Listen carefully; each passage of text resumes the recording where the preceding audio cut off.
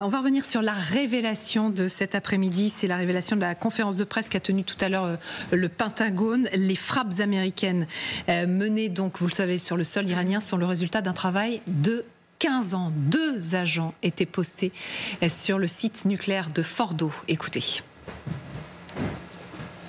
Pendant de nombreuses années, ces 2 agents ont infiltré Fordo, qui était le fer de lance du programme nucléaire iranien. Ils ont étudié la géologie, la construction, la météo, les matériaux utilisés, la géologie du terrain, chaque création, chaque équipement entrant ou sortant du site. Ils en rêvaient littéralement lorsqu'ils dormaient la nuit. C'était ça leur quotidien pendant de nombreuses années et ils savaient à quoi leur travail servait dès le départ. On en parle avec nos invités toujours autour de la table et Raphaël Jérusalemi qui était également en direct avec nous. Bonjour, ancien officier du renseignement israélien. Voilà, c'est une révélation du chef d'état-major américain. Est-ce qu'il s'agissait des agents du Mossad ou de la CIA? Est-ce que vous pouvez répondre à cette question? Alors, je pense qu'il y avait les deux parce que le Mossad et les CIA, bien qu'ils travaillent main dans la main, ont tout de même leur modus operandi respectif, leurs procédures respectives et aussi leurs intérêts respectifs. Il faut ajouter à la présence physique de personnes qui auraient pu pénétrer Fordo, un espionnage cybernétique, électronique, en hackant les caméras de surveillance du centre nucléaire. Il ne faut pas oublier que les agents du Mossad, dans tous les cas, mais ils l'ont partagé avec ceux de la CIA, avaient les plans de construction de Fordo. Donc on a réussi à trouver chez les architectes, tout simplement, les plans et à savoir où était l'acier, où était le rocailleux. Et ce qui était le plus important, c'est tout ce qu'il y a de tectonique dans Fordo, puisque les bombes qui ont été jetées, à défaut de détruire certains endroits, les ont détruits indirectement par un tremblement de terre, par un effet sismique. Et donc tout a été étudié effectivement, comme ça a été dit, pour une efficacité maximum de la frappe, en connaissance de l'architecture de l'endroit, des faiblesses tectoniques de l'endroit. Et donc, je pense que les dégâts ne peuvent pas être minimisés comme on cherche beaucoup à le faire ces temps-ci. Et je rappelle que de toute façon, je conclue là-dessus, c'est pas le plus important si on a détruit complètement ou pas complètement Fordo ou Natanz, l'autre centrale nucléaire. Ce qui est important, c'est qu'en sus de ces frappes-là, sur les centrales elles-mêmes, on a toute une enveloppe. C'est-à-dire on a frappé les ateliers, les industries qui fournissent des éléments essentiels, indispensables, en plus de l'uranium. Il n'y a pas que l'uranium, mais il y a beaucoup d'autres éléments, même certains boulons sont essentiels. Et évidemment, la crème sur en haut du gâteau, c'est l'élimination des cerveaux principaux du programme nucléaire, sans lequel le programme ne peut pas avancer sur le plan scientifique de l'affaire. Donc tout ça ensemble, ça réduit la possibilité des Iraniens d'aller vers le nucléaire militaire, pas juste la frappe de Fordo ou d'un autre endroit. Mais pour en être sûr, pour être sûr que les sites étaient détruits, pourquoi ces agents ne sont pas restés sur place après? Ils auraient pu témoigner, enfin vous donner des informations très précises, que ce soit Israël ou aux États-Unis. Certaines sources prétendent que des agents sont allés voir physiquement, que quelqu'un s'y serait rendu. Même Donald Trump, je crois, dans un de ses discours intempestifs, l'a déclaré. Mais on peut aussi vérifier sans cela. Les images satellites, à mon avis, sont assez convaincantes. Elles sont aussi objectives. Elles ne sont pas truquées, si vous voulez. Il y a des mini-drones qui peuvent être aussi envoyés et qui peuvent s'infiltrer dans les ruines, dans les débris. De toute façon, une évaluation des dégâts d'une opération comme celle-ci en plein territoire ennemi, vous comprenez bien que ça prend du temps et c'est certainement pas le lendemain ou le surlendemain. Ça va prendre plusieurs jours, voire un mois, pour qu'on ait une véritable estimation objective et sérieuse des dégâts causés. Mais comme je l'ai dit, les dégâts sont causés. Raphaël Grossi, le directeur de la Commission atomique mondiale pour l'énergie, lui, il a dit, c'est clair et net en tant que professionnel, la frappe a créé d'énormes dégâts. Maintenant, à savoir, la dernière question qui se pose, c'est de combien de temps a-t-on retardé le programme nucléaire iranien ? Moi, mon estimation, c'est entre 2 et 5 ans. D'accord. Merci beaucoup, Raphaël Jérusalemi, d'avoir répondu à nos questions cet après-midi. Colonel, il y a une phrase qui a retenu notre attention dans la conférence de presse du Pentagone tout à l'heure, avec le chef d'état-major américain qui fait cette révélation sur la présence des 2 agents, donc à Fordo depuis 15 ans. C'est la conclusion de 15 années de travail. Ces frappes américaines sont la conclusion de 15 années de travail. Ça veut dire que les États-Unis, de longue date, avaient pour but de frapper les sites nucléaires. Il y avait une alliance de fait entre les États-Unis et Israël depuis très longtemps. Donc j'imagine comme c'était le stress principal des Israéliens, menacés en permanence par les Iraniens d'une destruction totale, évidemment ils travaillaient là-dessus. Et encore une fois, les Américains, on peut leur reprocher beaucoup de choses, mais sur des planificateurs hors pair. Et ça, ils font ça très très bien, les moyens, la logistique, la planification. Donc ils sont là-dessus, évidemment en coordination avec les Israéliens. Maintenant, le fait qu'ils aient deux agents infiltrés, probablement plus d'ailleurs au passage, et en fait, souvent ce sont des anciens iraniens, de la diaspora iranienne, quand ils ont quitté l'Iran avec le Shah d'Iran dans les années 79-80. Il y a eu beaucoup de jeunes, etc., qui ont suivi leur famille, et donc beaucoup ont été recyclés dans toute une série d'activités. Moi, j'en ai pratiqué en Chine pendant un certain temps. Ils travaillaient pour des boîtes américaines dans le domaine du nucléaire, au passage, des nucléaires civils. C'est ça qui est rigolo, parce que ce sont des matheux, bon, je ne rentre pas dans le détail, mais c'est vrai que j'en ai rencontré, totalement américanisés, évidemment, mais iraniens. Voilà, elle parle encore le farsi, etc. Donc là, ils se font passer pour des ingénieurs. Oui, bien sûr. Ils les réinjectent dans le système. Ouais. Après, pour quelle fonction, je ne peux pas vous dire, j'en sais rien. Soit à l'intérieur, ils étaient à l'intérieur ou pas à l'intérieur, j'en sais rien. Moi, ce que je pense quand même, c'est que on sait que les Israéliens ont pénétré profondément tout le système administratif et de commandement et de gouvernement iranien. Donc, c'est pas impensable que ces agents aient été très loin. Moi, ce qui m'étonne, c'est qu'ils sont déjà revenus. Et la question a été posée indirectement. À la limite, tant qu'ils n'étaient pas grillés, entre guillemets, il n'y avait qu'à les mettre en conserve quelque part, puis ils pouvaient aller voir, etc. Bon, là, évidemment, ils sont rentrés à un moment donné, il y a quelques semaines ou quelques mois. Tout le problème, encore une fois, la question se pose, pourquoi ? Parce qu'il y a un point d'interrogation qui est lié à quoi ? C'est qu'il ne faut pas oublier que le point de départ de cette histoire, ce sont les services de renseignement américains qui ont transmis de l'information à la presse. Oui. Ce qui veut dire que vous avez quand même la CIA qui a dit à des journalistes, il a dit, voilà, le truc n'a pas fonctionné. Et tout le problème est là. Et là, on retrouve le vieux traumatisme de Trump. Rappelez-vous, en février, mars, avril, mai 2017, avec James Comey du FBI qui avait été viré. Ça a fait un énorme scandale. Et en fait, on retrouve dans les affres, si vous voulez, les affres qu'avait connu Trump au début de son pouvoir précédent. Donc, on est dans le même système. Donc là, il supporte pas la éructe. C'est insupportable pour lui. Et ça l'avait d'ailleurs perturbé pendant tout son mandat. Et probablement, d'ailleurs, sa non-élection au bout des 4 ans avait été liée probablement à ce scandale initié dans cette relation tellement compliquée avec les services de renseignement. Et là, on rejoue la séquence. Ses propres services de renseignement qui pensaient bien avoir nettoyé discutent avec la presse, qui est vraiment l'organe honni par la... C'est pas possible. Qu'il appelle d'ailleurs les médias fake news. Comme ça, c'est direct. Comme ça, affaire Cadier, on n'en parle plus. Donc tout ça, c'est une espèce de débat américano-américain. En fait, le problème, c'est qu'effectivement, il y a eu des frappes. Ils ont tiré 6 bombes incroyables sur ce site-là. Donc, il y a des dégâts. Évidemment, alors c'est vrai que Ramenai a une communication probablement aussi mauvaise que celle de Trump. Ah bon ? On va l'écouter dans un instant. Et vous allez pouvoir en juger. Juste l'information du jour, donc ces 2 infiltrés à Fordo, Magali, avec un travail donc de longue haleine. Et avec, on l'a entendu avec Raphaël Jérusalemi, que les agents du Mossad et de la CIA sur place en Iran travaillent main dans la main, en fait. Oui, et alors il y a une autre précision que donne Dan Kane, qui est donc le chef d'état-major lors de cette conférence de presse qu'on a écoutée en direct, c'est qu'il les a rencontrés. Ils sont revenus sur le sol américain et il les a félicités chaudement. Donc manifestement, en effet, ils sont rentrés récemment. Si, en tous les cas, si on comprend un peu entre les lignes ce qui est dit.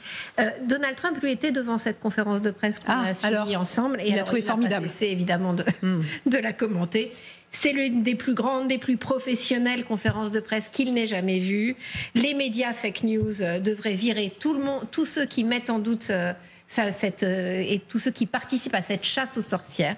Chasse aux sorcières, c'est un mot qu'on a beaucoup entendu dans la bouche de Donald Trump lors de ses procès, notamment. Et il devrait, ces médias fake news, s'excuser auprès de nos grands patriotes, les grands pilotes qui ont mené ce raid. On sent bien, en effet, à quel point Donald Trump ne supporte pas que l'on puisse mettre en doute. Et je vous rejoins complètement, il y a une défiance envers les services de renseignement. Parce qu'en fait, il les considère comme cette espèce d'état profond qui veut en permanence remettre en cause sa politique. Ça remonte au premier mandat.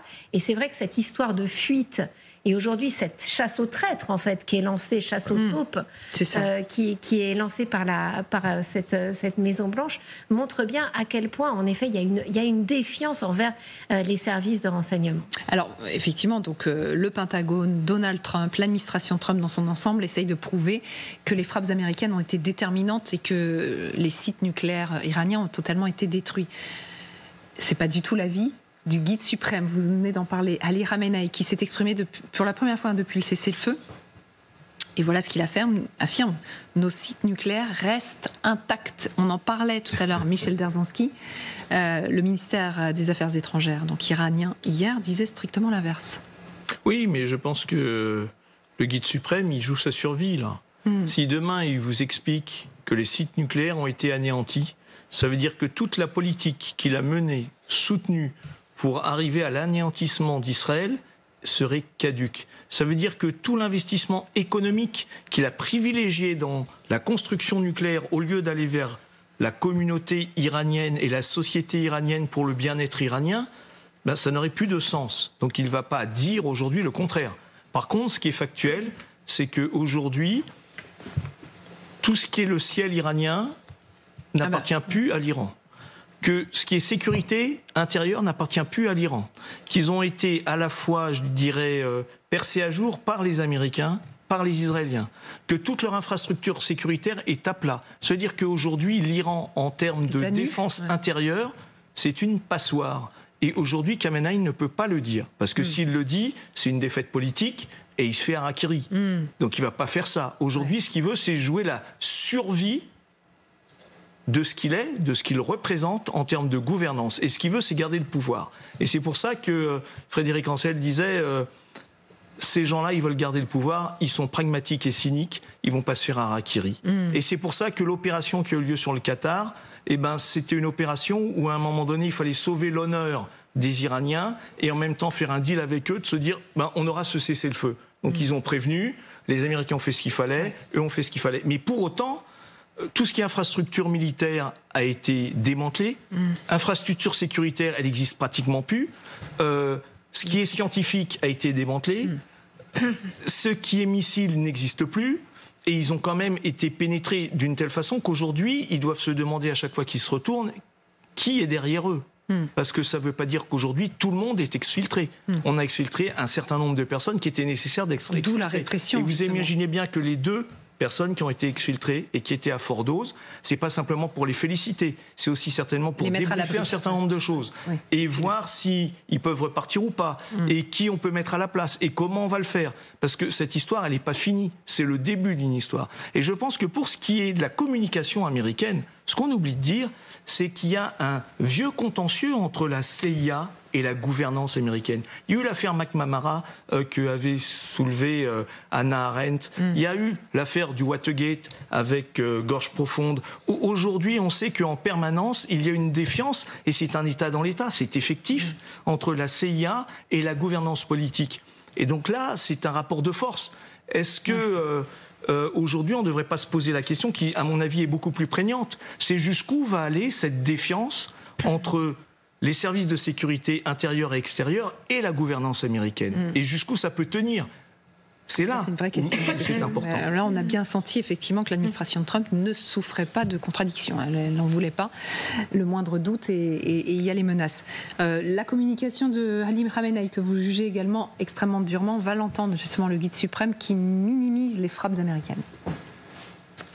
Les États-Unis sont entrés directement en guerre, craignant que le régime sioniste ne soit détruit sans cela. Pourtant, ils n'ont rien gagné dans cette guerre. Ils ont attaqué nos sites nucléaires, ce qui en soi est sujet à une action légale internationale, mais n'ont rien obtenu de significatif. Le président américain a exagéré les événements pour dissimuler son échec, ce qui était évident pour quiconque l'écoutait.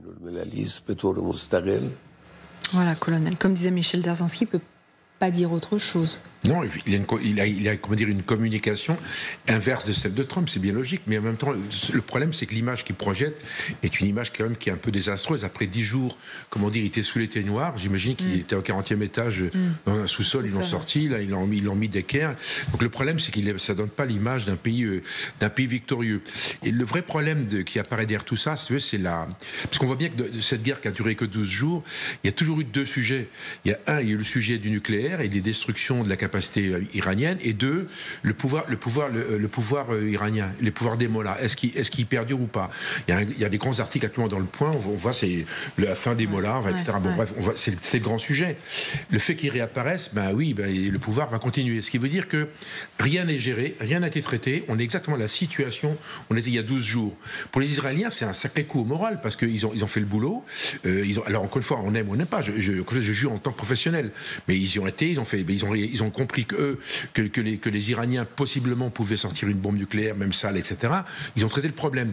En fait, maintenant, tout s'arrête. Les Américains l'ont dit, halte au feu, t'arrêtes tout de suite, sinon c'est fini. Donc, tout le monde s'est arrêté. Donc, on est exactement dans la même situation qu'on était il y a 12 jours, sauf que là, évidemment, les Iraniens vont reconstruire, ils viennent de le dire, ils vont reconstruire le potentiel de destruction, et dans quelques années, on repartira sur les mêmes bases. Donc, est-ce que ça veut dire que c'est une victoire en demi-teinte pour Israël? Parce que l'opération, elle avait commencé de façon spectaculaire, elle se termine par un cessez-le-feu un peu imposé. Le travail n'est pas terminé, que ce soit sur le nucléaire ou sur le régime. Non, il est certain qu'Israël aurait peut-être aimé continuer quelques jours de plus et avoir davantage de certitude. Oui, l'un des buts de ces opérations, c'était de remodeler le Moyen-Orient, comme l'avait dit Netanyahou. Et l'idée du changement de régime, on l'a beaucoup entendu dans la bouche des dirigeants israéliens. La chute, voire même l'élimination physique de Khamenei, elle a été évoquée. Vous savez, depuis une semaine, on n'avait pas eu de nouvelles de Khamenei, à tel point que certains commençaient véritablement à s'interroger, savoir s'il était toujours là, s'il était toujours aux commandes. Cette vidéo, c'est un peu aussi une preuve de vie. C'est une volonté de dire je reste aux commandes et le régime est toujours en place. C'est un message aussi que Khamenei envoie à l'extérieur, mais aussi à l'intérieur. Et c'est vrai que pour Netanyahou, même s'il martèle le contraire, un peu comme Donald Trump, il n'est peut-être pas allé jusqu'au bout de la mission, et qu'en face, on a un Khamenei qui semble quand même lancé dans une espèce de fuite en avant, parce que là, aujourd'hui, les gardiens de la Révolution viennent de confirmer le fait que l'Iran se retirait du traité de non-prolifération et ne laisserait plus les inspecteurs de l'Agence internationale à l'énergie atomique aller voir véritablement ce qui s'était passé. Est-ce qu'ils vont rester sur cette ligne ou accepter d'éventuelles négociations? Comme l'a évoqué Donald Trump hier, on voit qu'on est vraiment aussi à un moment charnière. Ah oui.